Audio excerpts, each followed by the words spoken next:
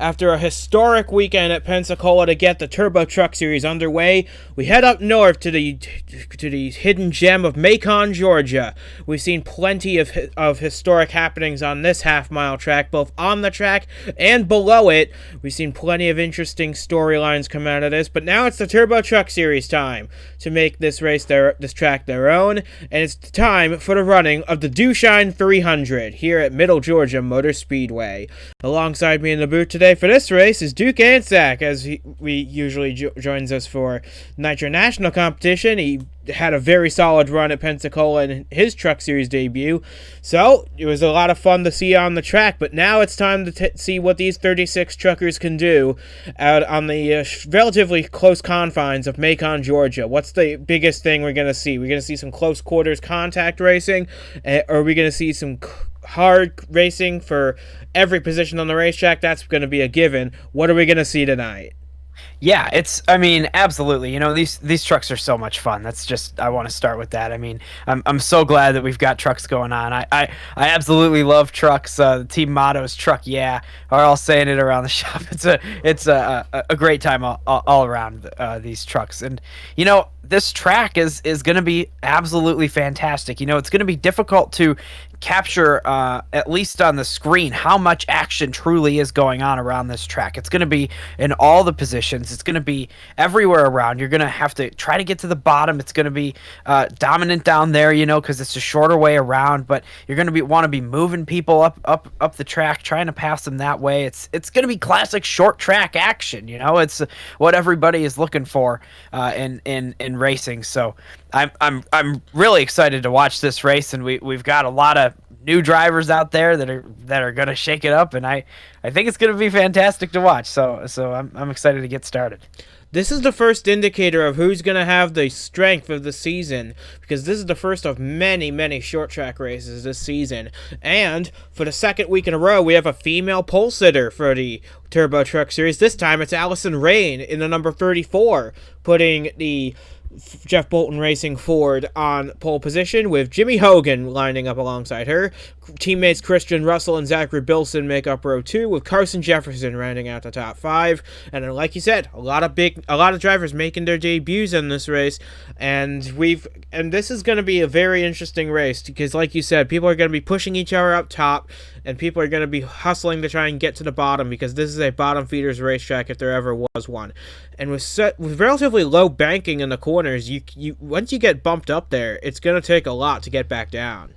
Yeah, total freight train scenario. When you get pushed up to that outside groove, everybody's going to the bottom. You know, it's like feeding time at the zoo or something. You know, everybody goes down there trying to pass that one sucker that's stuck on the top. So it really will be a tough day for some of these drivers. And you know, double file start of this race, so there's gonna half the field will start up top at this one. So it's gonna be fascinating. You know, I wouldn't rule anybody out of this race at all, but typically at a track like this, you're looking at guys who start up front. They're going to probably stay pretty close to the front, and then same deal with the back. Of course, anything can happen. We've got a long race ahead of us. It hasn't even started, but that's typically you want to be closer to the front if you can. So track position, a big key today. Strategy is going to be big, and of course, stay on that bottom lane. So of 100 laps to decide the winner here at Macon, Georgia, the green flag is just before us. We're getting ready for the second race in the 1-Up Turbo Truck Series season. It's the Dewshine 300 at Middle Georgia Motor Speedway, and the green flag is mere moments away. With Alison Rayne on the inside, Jimmy Hogan on the outside of the front row, the green flag is out, and we're underway for 100 laps around Middle Georgia. Rayne gets a good jump, but Christian Russell's following along in her tire tracks, and already you can see that outside line start to drift back a bit. Yeah, they absolutely. I mean, lost two full positions right there from the front row back to fighting for third, and then even more about to come.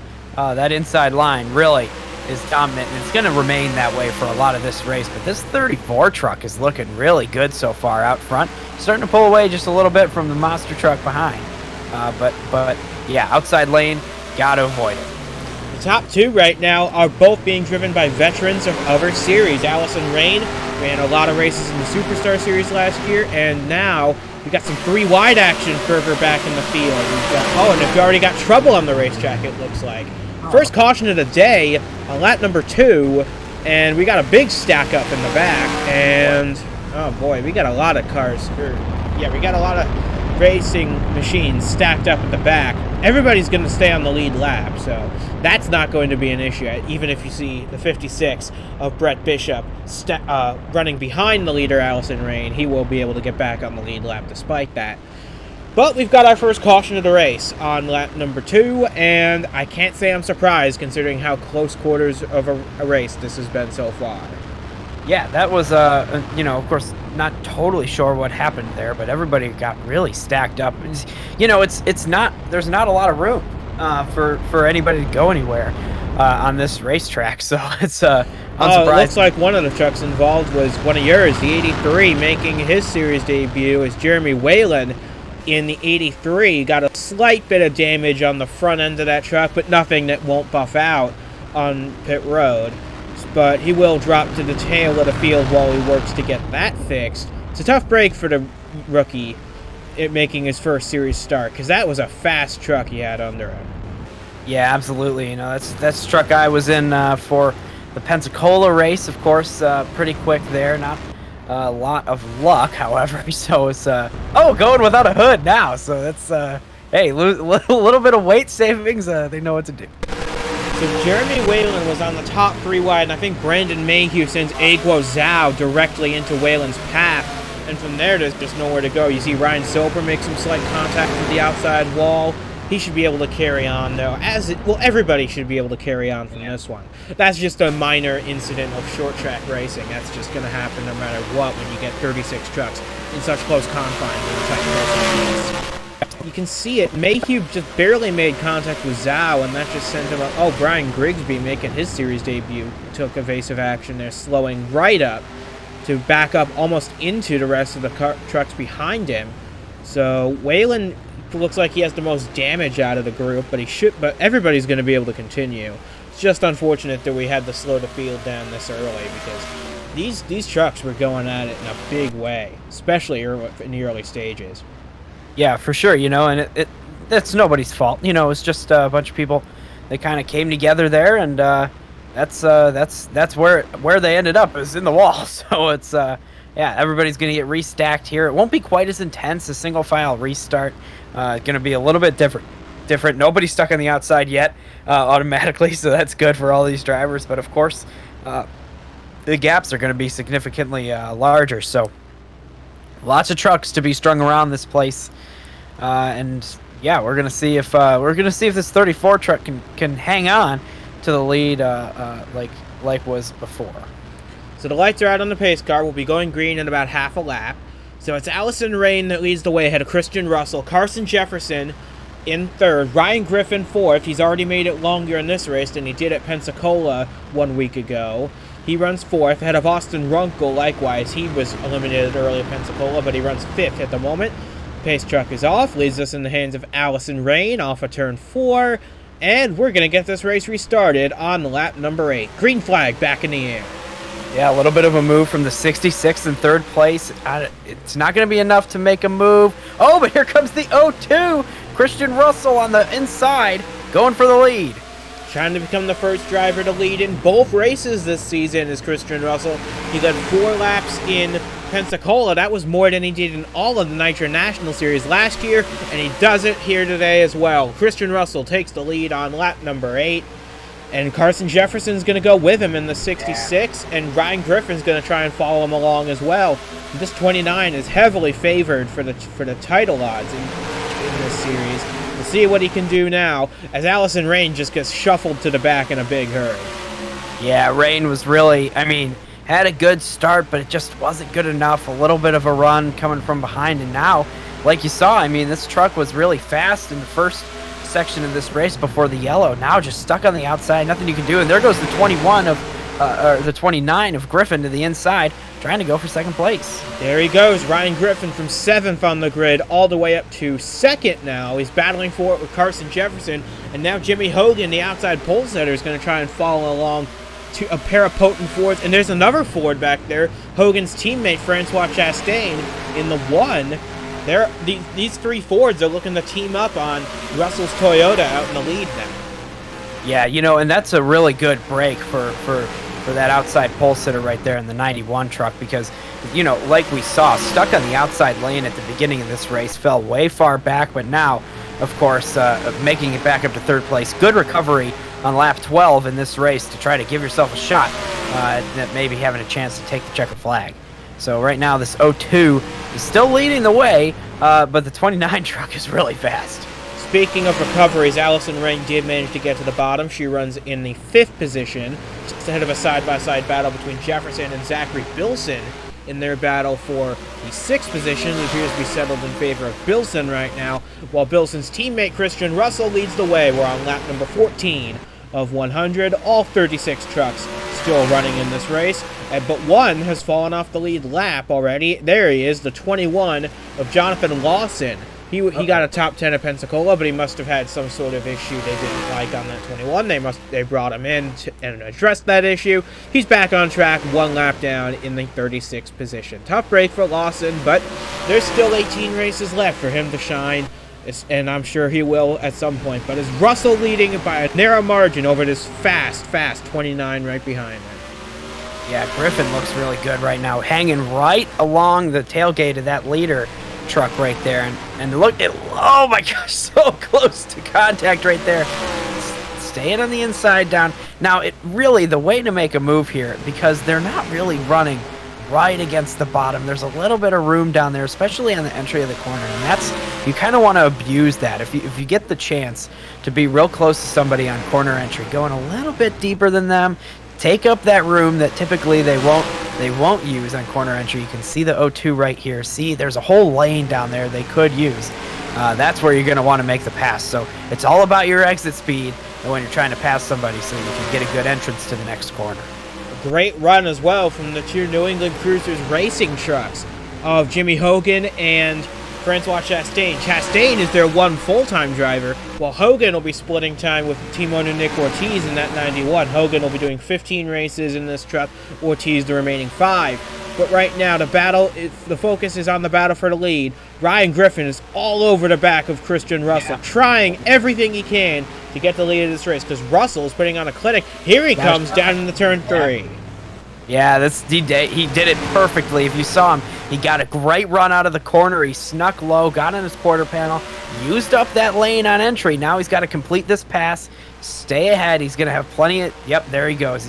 Plenty of time in the middle of the corner, the outside lane. There's just nothing out there. And there's a new leader. It's the 29 truck. And he is overtaken in lap 20 of this race. So now, let's see if he can drive away. Ryan Griffin takes the lead for the first time this season. Bit of a surprise. We thought he'd do well at Pensacola, but he got wiped out on lap 3 there.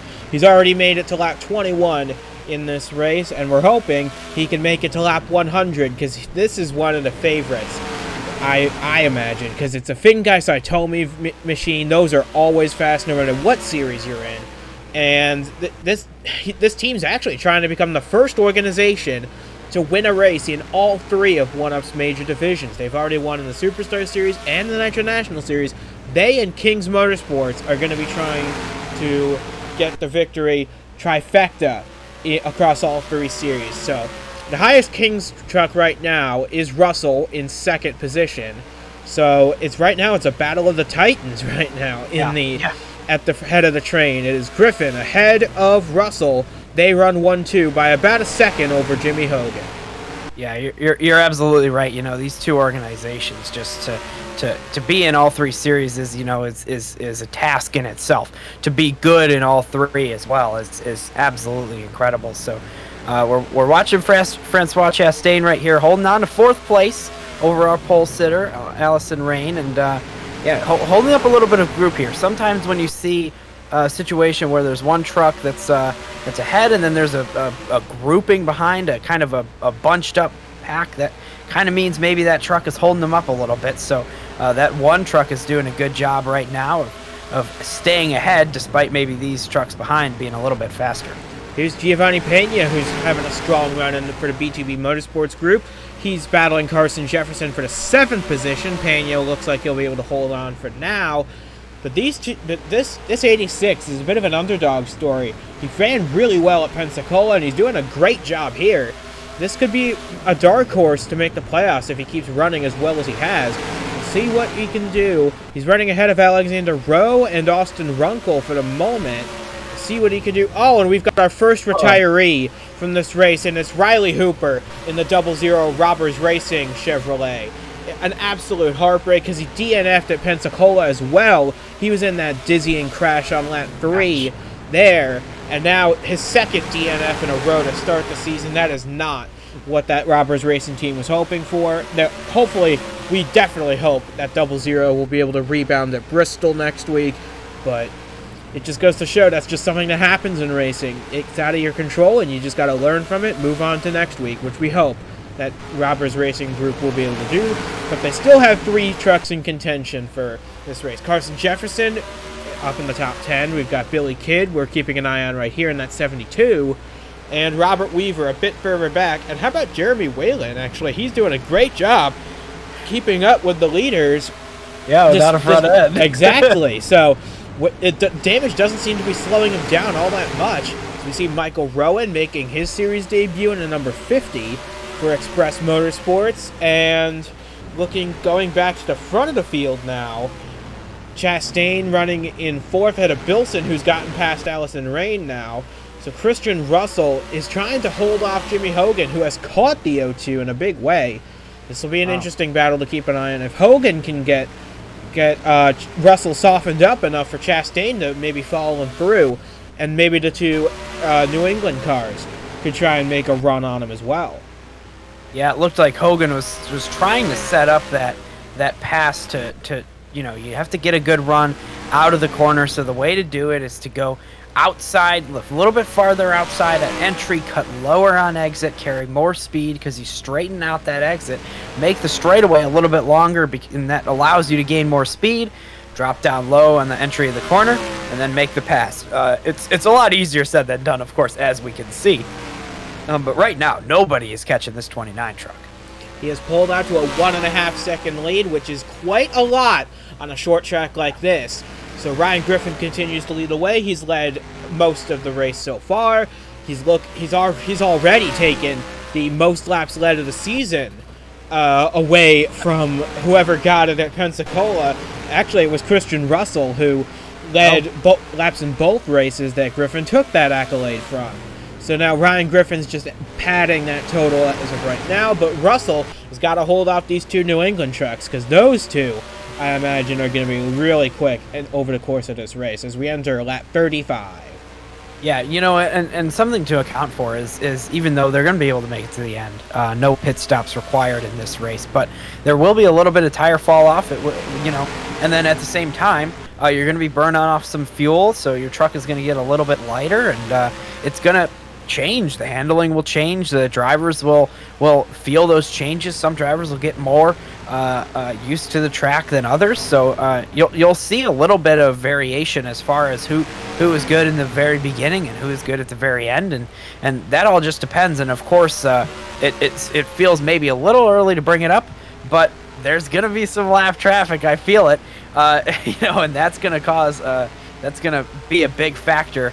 Unless there's another yellow, it's going to be a big factor in who wins this race. Yeah, we already saw that with Aguo Zhao, Henry Brown at the back of the train, not too far away from this 29. And also we saw while you were talking that while Ryan Griffin has a 1.5 second lead over Christian Russell, Russell has the fastest lap in this race over Ryan Griffin with a pretty quick lap around this half mile. That'll give him a bonus point for that. So Russell trying to do what he can to preserve that, and with like you said, with the tire fall off around this place, the lap times will eventually get slower, and that fastest lap will get more out of reach, especially considering we don't anticipate to see any pit stops in this race. For sure. Usually you're gonna try to aim for that fastest lap bonus point right after a pit stop. You got those fresh tires, full tank of fuel, you're ready to go, feel like Superman, you've been racing all day, and you don't have that chance in this one. So it's really you got to set that fast lap as soon as you get clean air. Of course, Christian Russell was up front after that caution, so I assume that's when the fastest lap was set, clean air, good to go. freshest tires of the day, and then fastest lap has been set. So we'll see if anybody can beat it. Of course, it's not completely out of reach, but it seems like maybe that's something that happens at the beginning of these races. Don't look now, but Christian Russell's got company in his battle for second. He's got the two New England trucks behind him. Hogan and Chastain doing a very good job keeping touch with Christian Russell. I just don't think anybody's got anything for this 29 at the moment. That truck, that Little Caesars Ford F-150, is rocketing around this half-mile racetrack. And he's about to catch the back end of the field, like Zhao and Brown and all sorts of people we thought were going to be contenders in this one. But just goes to show the parity in this series, the diversity of the teams and the drivers. You can see them off in the distance now, Zhao and Brown. But it just goes to show anybody can run up front and anybody can run at the back. You could be running up front one week and running at the tail end the next week. Yeah. Anything can happen in this series, so you can't keep an eye on trends for too long. Yeah, a little bit shocking the qualifying results, at least in comparison between Pensacola and this track here in Middle Georgia. It's there was a lot of differences that were unexpected for a lot of folks, and it's just that type of thing, And I've been watching this the gap between first and second place, and it was up to about 1.7. It's back down to 1.45 right now. And it's you want to have a big gap, but at the end of the day, you're going to catch up to these lap cars. See, it's gone up again there. It changes a lot at a smaller track with shorter lap times. It varies a lot more between lap to lap, but when you catch up to lap traffic, that whole gap, no matter how big it is going to be gone. It's all about how you navigate through the lap traffic, how fast you're able to pass them, and don't get stuck on the outside. That's the biggest thing for this place, at least. So it looks like Russell has dropped Hogan and Chastain for the time being. They've fallen off a little bit. Hogan's still within striking distance, but not in a position to threaten Russell for second anytime soon. But it's Ryan Griffin who continues to lead the way, and the gap stabilizing at about 1.5 seconds. We'll see if that goes down once Ryan Griffin catches lap traffic here, because there's no doubt in my mind he's going to catch them. The question is when and how fast will he deal with those lap trucks? Because when you consider that this is a very much a one groove racetrack, this is just going to be a matter of how much are you going to get held up by the lappers and how fast can you get past them. Yeah, you're absolutely right. And the last thing you want to do is end up on the outside lane. You at all costs do not end up on the outside lane. That's going to be the biggest thing here. Pass them one by one. If you have to pass them slower, that's fine. You're not going to get passed on the outside lane. But yeah, just stay on the inside. And you'll be absolutely fine here. So it's going to be fascinating to see because, all these trucks, they do leave that lane. Just the way this track is shaped and the way it works, you leave that lane on entry. And that's the big passing point. So, it's going to be interesting once we still have, we just passed halfway in this race. We still got plenty of time in this one. And, we're just now getting into a new section here. If there's no more yellows, they're going to be dealing with lap traffic for the rest of this one. So it's going to be fascinating. Looks like this 29 truck is about to embark on a very long journey of passing a lot of lap trucks. Starting with Tanner Browning in the 32, who shocked us a bit with a third-place finish in Pensacola last week. So Browning having a very strong run there, but he's running 35th at the moment here at Middle Georgia. He's about to be the first truck to be officially lapped by Ryan Griffin on the racetrack. And yes, Griffin will get by the 32 in not too much difficulty. Guo Zhao, after a strong run at Pensacola, he's next to be lapped as well. Henry Brown is up there, and unless I'm mistaken, right ahead of Brown is our Pensacola winner, James Ellison, in the 10. So Ellison's having a bit of a harder time at Middle Georgia than he had at Pensacola. Of course, that win did not come easy to him either. But Ellison's running at the tail end of the lead lap, and now he's stuck on the outside, just behind the two Logan Sport trucks. So Ellison could be lapped here pretty soon by the leader, Ryan Griffin. Yeah, this is going to be a fascinating situation for the leader. You see, going to the inside of Zhao there, but too wide in front. What do you do? Just have to stay on the bottom and hope that eventually these two sort it out, because you can't really be the instigator on this. You don't want to make it 3 wide if you don't have to. That's dangerous. You don't want to lose the lead. It's still, even though we're just past halfway, it's still a little bit early to be making moves like that. So yeah, just excellent job here. Push that 70 truck. The 10 gets a little bit of a run around the outside on the straightaway, but the 29 just gonna stick low because that's the fast lane here. Wow, this 10. Ellison is doing a great job on the outside of holding this position. This now finally gonna go away.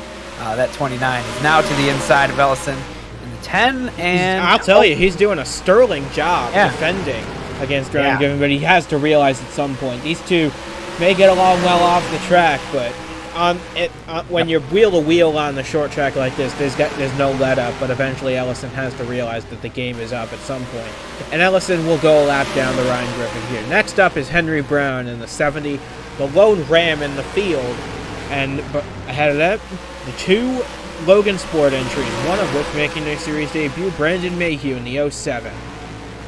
Yeah, and something to keep an eye on here is that gap from first place to second place.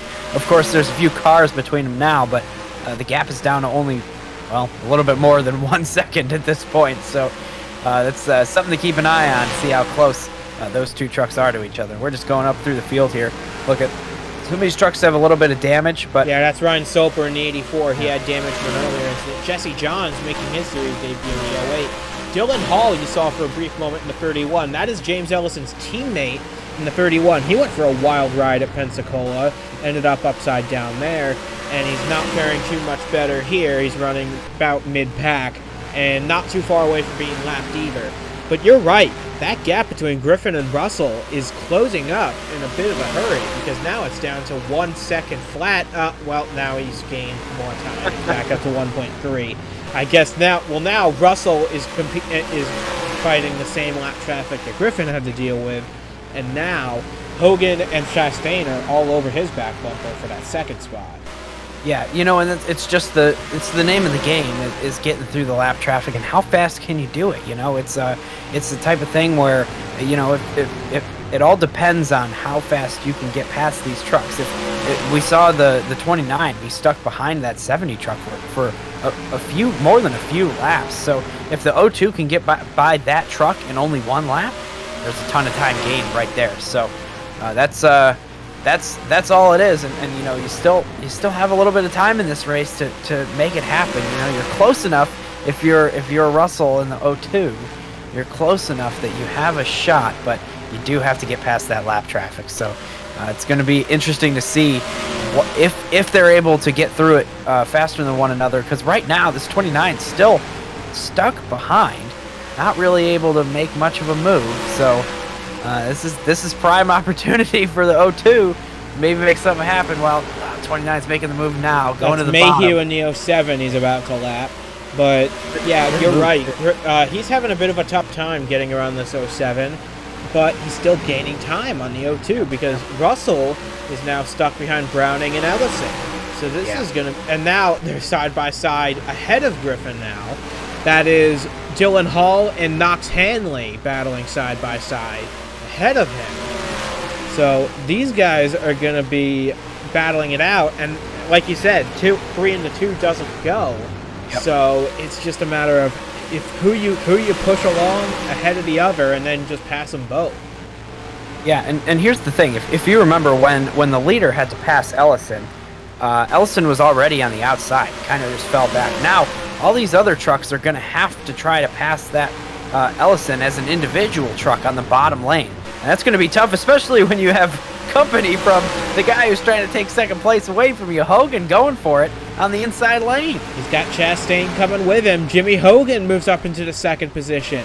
After Christian Russell held it for so long, Hogan now moves up into second place. Chastain's going to come with him. The teammates working together to get past Christian Russell, and now put the New England trucks 2 and 3 on the racetrack. Wow, very well done from those two. And look at this, they're going to start mowing down this lap traffic, immediately going by that 32 truck there. And here we see the leader has gotten another one. So, yeah, it's going to be all about how many you can get. But look at the gap right now from first to second place. It's over 2 seconds at this point. All that battling they did has hurt their time a little bit. Now it's going to be just a bigger hill to climb to try to get back to the top with just about 30 laps to go in this one.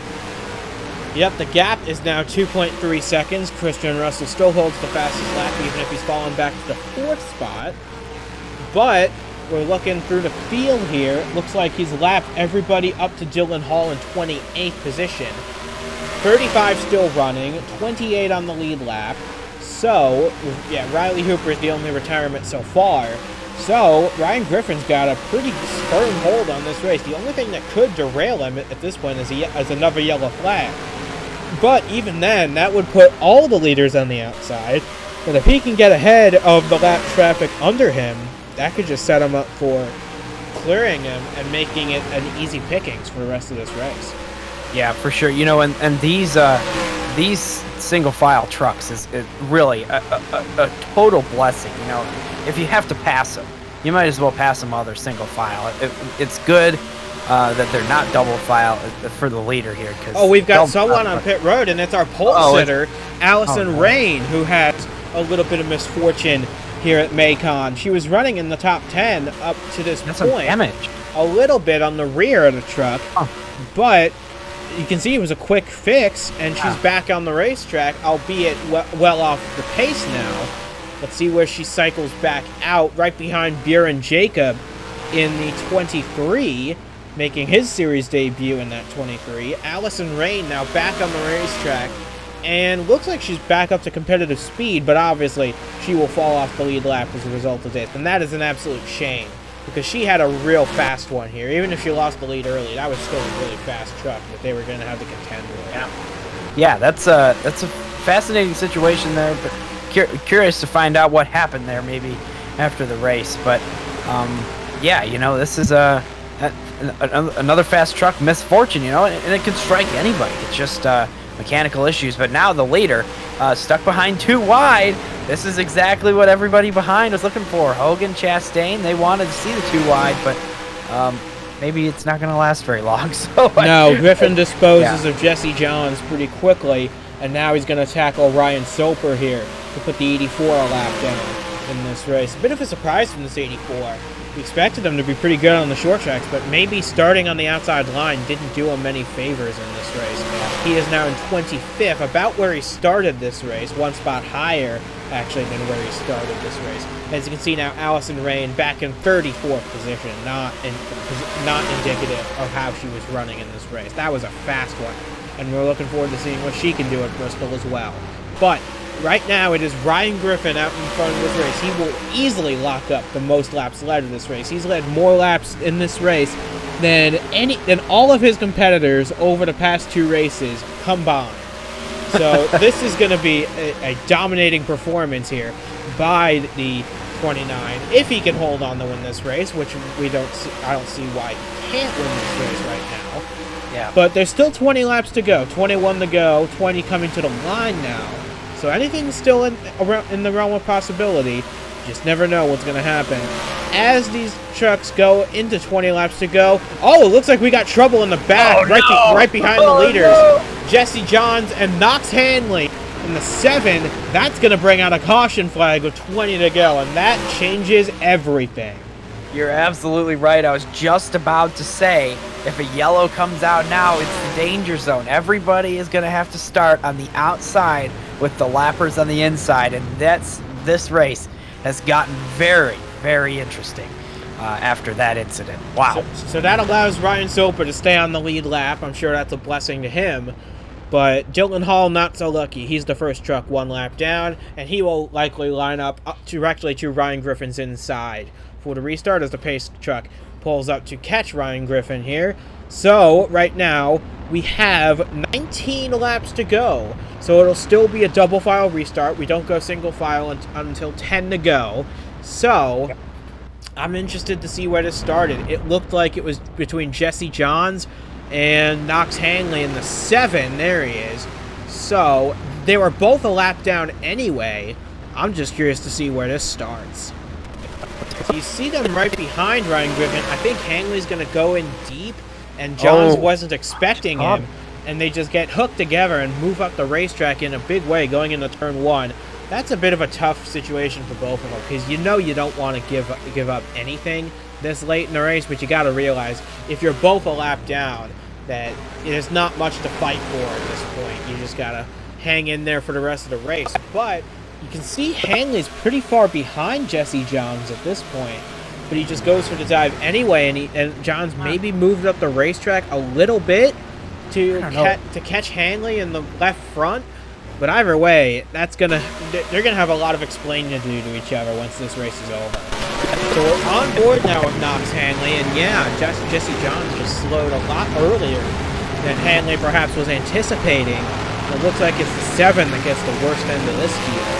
So Knox Hanley's going to be pretty far down the order at this point. But still running in this race. Everybody's still running with the exception of Riley Hooper. So let's see what the caution status will be when they get to the line this time. But yeah, Ryan Griffin continues to lead this race. He's going to have a bit of a buffer between himself and Jimmy Hogan, but not much, because when we cross the line this time, we'll only have 15 laps to go in this race. Yeah, this is going to be a really interesting restart to see how it all plays out. Lights are off on the pace truck, and here come the lappers to the bottom lane. So yeah, you see Hogan going to the top there. It's going to be able to catch up.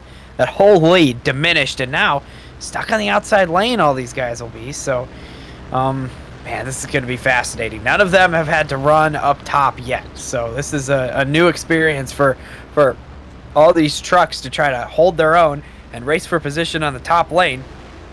And there's no end in sight. If somebody can get ahead of this train of trucks on the bottom, specifically that 29, this thing could be all over. We'll see what happens on this restart.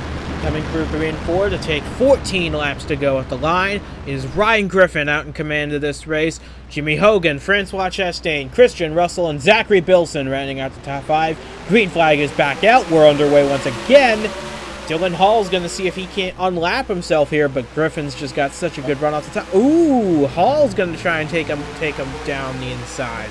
Try and get his lap back. He's got the preferred line to do it, and wow, he's doing a great job of that. So, put Dylan Hall for the moment back on the lead lap. So, yeah, 29 get down. All these trucks need to be thinking about getting down to the bottom lane as soon as possible. There's an opening right now for the 29. Yep, they're going to take it. So let's see. Chastain is going to get low on Hogan. But he washes up a little bit. That opens the door for Henry Brown. But Brown has to back off. That allows Griffin easy to get to the bottom now, and he does. Now Chastain is held up by the 70 truck. Of course, Hogan is going far back now on the 91. He's stuck on the outside lane. So many trucks on the inside. Here comes Chastain on the bottom, making the move on the 70. Got the leader in sight. Here we go. Coming off of turn 4 to take 11 laps to go in this race. Oh, and it looks like we got more trouble to deal with. We've got another caution on the racetrack. Oh. And this one looks to be a bit more serious than the one before it. I saw a lot of smoke up there.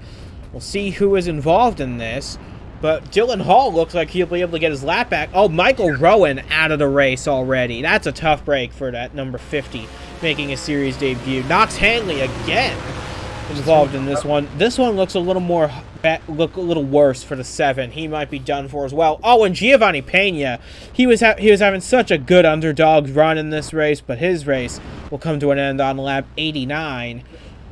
Man, that's at least 3 good trucks taken out in that.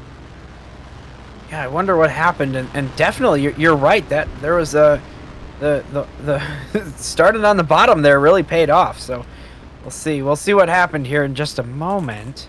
Yeah, I got a few retirements going through the leaders. Yeah, Pena is out, Rowan is out, and Knox Hanley now out of this race. So is Knox Hanley going to get himself into another 3 wide spot of trouble? It looks like he will. And yeah, Austin Runkle this time is the victim. Oh, and Pena just tags him in the corner. But at that point, there must have been some significant damage to that 86 to put him out of action. as with the 50 of Michael Rowan. The damage doesn't show quite as well on the trucks as it does, say, the Superstar cars, but boy, they sure feel it. That is an unfortunate way to end a race for 3 of our top drivers. So you can see Michael Rowan at the back of the pack just trying to make it to the end. He sees the smoke ahead of him. He tries to slow down, but they're stacking up. And Brett Bishop ran over the back of him in the 56. Sam Houston and Audrey Anzac doing a good job getting around him there. But that's just, like I said, an unfortunate way to end a race for any of these guys, because now they're going to have a big points hole to dig themselves out of. One more look at this. We'll see what happens to Giovanni Pena. Hanley looks like he just gets tagged and goes into Runkle, and then Pena just tags Hanley. Pena takes a lot of damage in the right front. He must have broken a tie rod or something on that 86, and you can't really go far without one of those. No. So it's clear that Giovanni Pena cannot continue in this race, even if the damage doesn't look pretty significant. It will be pretty bad to drive that 86 with that amount of damage. So pretty obvious Pena is done for in this race, but we still got 32 still in this race with about 8 laps to go, it looks like. Yeah, so now it's going to be all about this restart coming up. That's what we're going to have to direct our focus to. Of course, we're still watching this 86 come down the pit lane, and you know, this thing is going to be it's going to be an interesting start here in this race. So, you know, lights are off now. And it will be a single file restart. We are under 10 laps to go. So Francois Chastain now has a brilliant opportunity to try and steal one from Ryan Griffin here. He's got a limited amount of time to get it done, but if he's been saving anything in that number 1, now is the time to show it, because we're going to take the restart with only 6 laps to go. Yeah, this is a big situation. If Chastain can get a good restart here, he's going to have a genuine shot to win this race. Let's see what happens. Green flag is out. We're back underway, and the field takes off a little bit slowly. But now Griffin and Chastain now bumper to bumper. Chastain's going to try and take a look under him, but he has to back off. That allows 29 to scoot away a little bit. Coming to 5 laps to go. And now Jimmy Hogan's gotten around Henry Brown. Chastain has his wingman with him now. If Hogan can catch up, he might be able to push Chastain past this 29, but it's going to be a tough road getting there as we only have 5 to go, and Hogan's got a second's ground to make up. Yeah, that 29 held the restart a little, and the caution's out. And this race is over. This race is going to come to an end under caution. We're not going to have enough laps to restart this thing. So Ryan Griffin's going to take the caution flag and be likely your race winner for the first time in his career. But it looks like he had a crash involving Brian Grigsby in the 92, Griffin's teammate actually, and Logan Jones in the 94. And we got Earl Sear stopped on the racetrack. This is one of yours. I don't know what's going on with that 3, but it doesn't look good, whatever it is. Oh, you see, Sear wasn't involved in the accident at all, so he's battling with his 2 teammates here down the back straightaway. They're all grouped together now. And coming into 3, it looks like the car, it just shuts off on him. He just loses power in that thing. And he's of course, he's past the pit entry at this point, so we can't duck on the pit road now. It's just a tough break for Earl Sears, we now look back. This is just another situation, a 3 wide gone bad. Grigsby gets into Logan Jones, and they just ride up the track together. Oh, and Jerry Whalen has been all around the contact today. I mean, quite the introduction to this series for the poor guy in the Gravedigger truck. That really tough. No front end and still getting hit. But yeah, this race, man, what a race it was too. I mean, it was really getting exciting there. I wish that yellow hadn't come out. We would have maybe gotten something. We would have had a great duel between Ryan Griffin and Francois Chastain. Maybe Jimmy Hogan could have had a factor in it. We'll never know.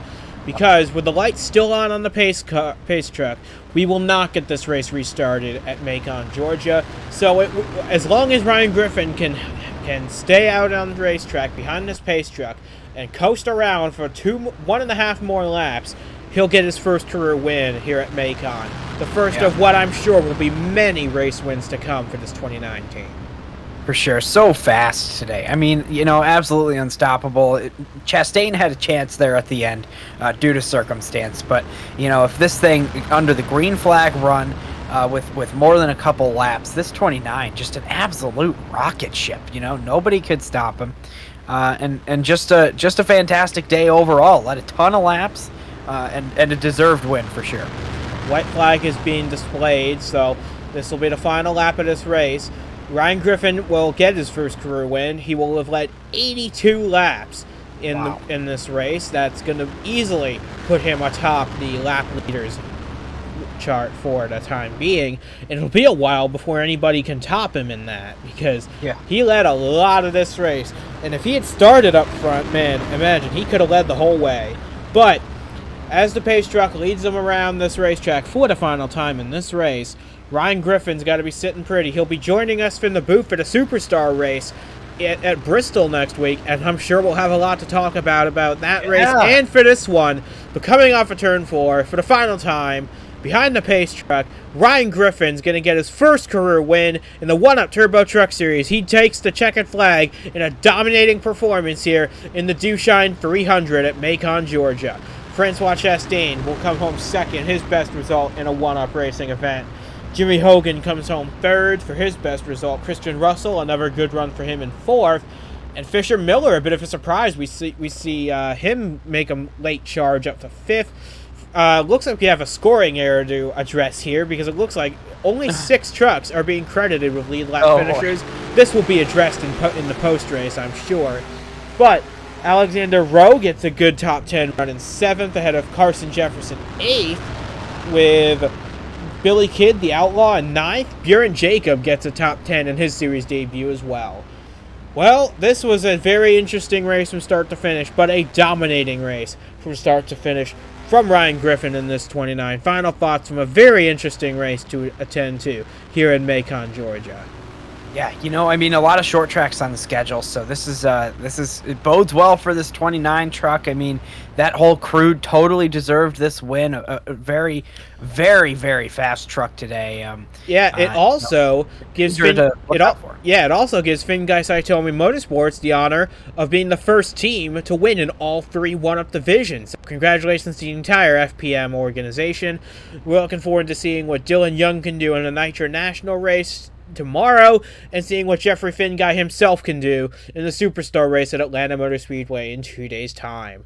So, from Duke Anzac and from myself as well, we say goodbye for now from Middle Georgia Motor Speedway. We'll see you next week at Bristol for race number 3 of the Turbo Truck Series campaign, where Ryan Griffin will be looking to make it back-to-back. He's got a good shot at it, and now, considering he gets his first win so early in the season, his competition has got to be mighty scared about the coming months.